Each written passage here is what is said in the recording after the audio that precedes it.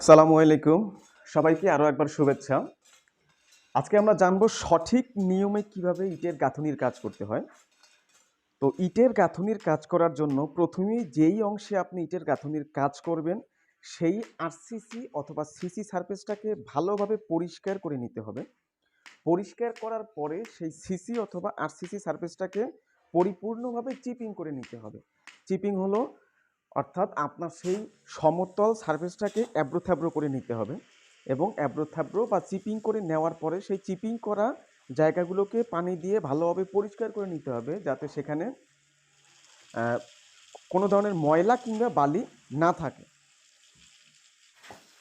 তো সেই হালকা যে ময়লা বা যে বালিটুকু যেগুলো থাকবে সেই বালি এবং ময়লাকে পানি দ্বারা পানির ফোর্স দিয়ে পরিষ্কার করে সারফেসটাকে পরিষ্কার করে নিতে হবে, যাতে আপনার ইটের গাঁথনির সাথে ওই আরসিসি সারফেসের বন্ডিংটা প্রপারলি হয়।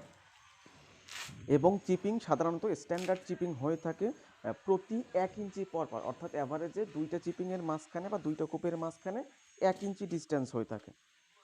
এরপরে গাঁথনি করার জন্য আপনার নির্ধারিত রেশিওতে আপনার বালি এবং সিমেন্টকে মিশ্রিত করে নিতে হবে, অর্থাৎ আপনার ডিজাইন এবং ড্রয়িংয়ে যেই রেশিও উল্লেখ করা আছে সেই রেশিও অনুসরণ করতে হবে। কখনো কখনো আপনার 1:4 থাকতে পারে, 1:5 থাকতে পারে। অর্থাৎ যদি আপনি 4 বস্তা বালি ব্যবহার করেন সেক্ষেত্রে 1 বস্তা সিমেন্ট ব্যবহার করবেন, এটা হলো 1:4। আর যদি 1:5 হয় 1 বস্তা সিমেন্টের সাথে 5 বস্তা বালি ব্যবহার করবেন।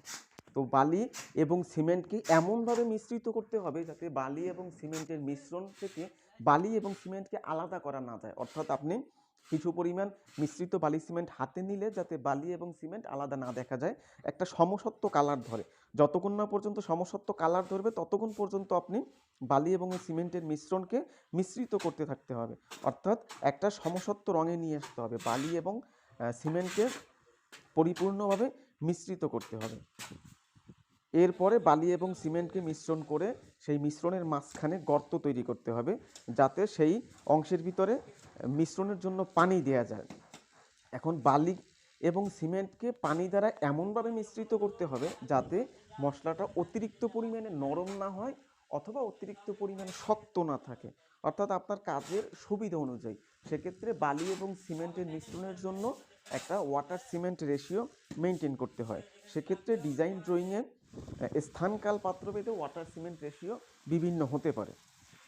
যে কোনো কনস্ট্রাকশন কাজে পানি যেটা ব্যবহার করতে হবে সেটা হবে খাওয়ার উপযুক্ত পানি, অর্থাৎ আপনি কখনোই লবণ পানি, ময়লা পানি, কাদাযুক্ত পানি এই ধরনের পানি ব্যবহার করতে পারবেন না। যে কোনো কনস্ট্রাকশন কাজে পানি ব্যবহার করতে হয় খাওয়ার উপযুক্ত পানি, অর্থাৎ যেই পানিটা আপনি খেতে পারবেন সেই লেভেলের পানি কনস্ট্রাকশন কাজে ব্যবহার করতে হবে।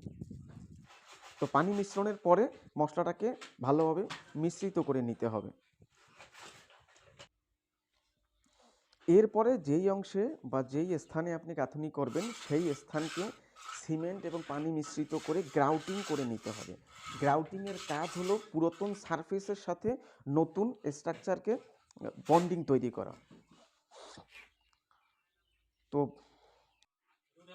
আপনার ভার্টিক্যাল অ্যালাইনমেন্ট মেনটেন করতে হবে, অর্থাৎ যদি কখনো আউটার সাইডের গাঁথনি হয়ে থাকে সেক্ষেত্রে উপরের বিম যেই লেভেলে আছে আপনার গাঁথনিকে বিমের সাথে অ্যালাইনমেন্ট মিল করে নিতে হবে।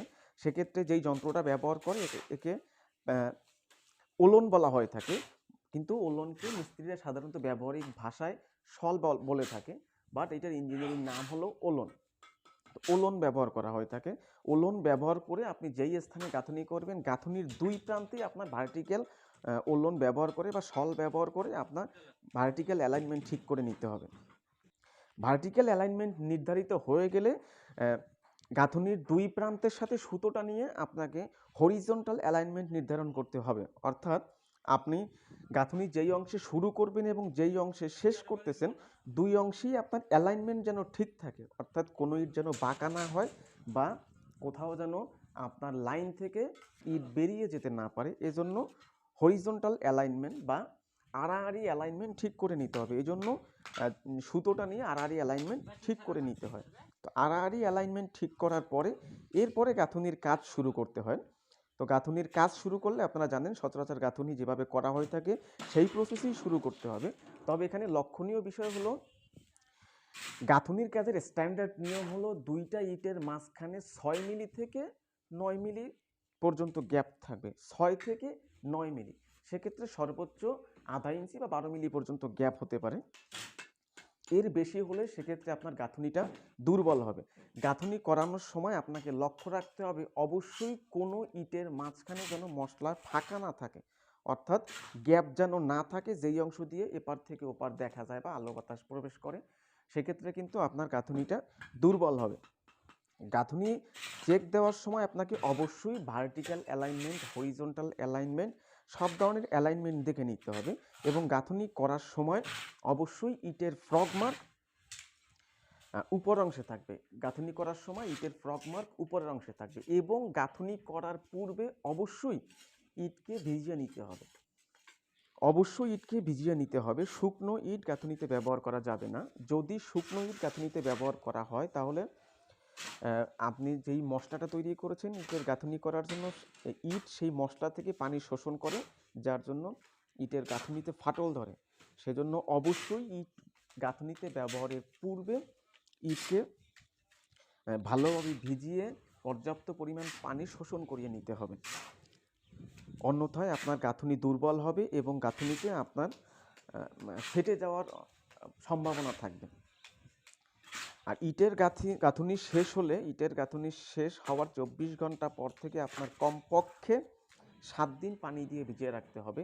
কমপক্ষে 7 দিন পানি দিয়ে না ভিজালে ইটের গাঁথুনি পরিপূর্ণ শক্তি অর্জন করবে না, আপনার ইটের গাঁথুনি দুর্বল হবে। পরিপূর্ণ শক্তি অর্জন করার জন্য অবশ্যই একে সাধারণত ইটের গাঁথুনির জন্য কিউরিং ধরা হয়ে থাকে 14 দিন। তো 14 দিন প্র্যাকটিক্যালি আসলে করা হয় না।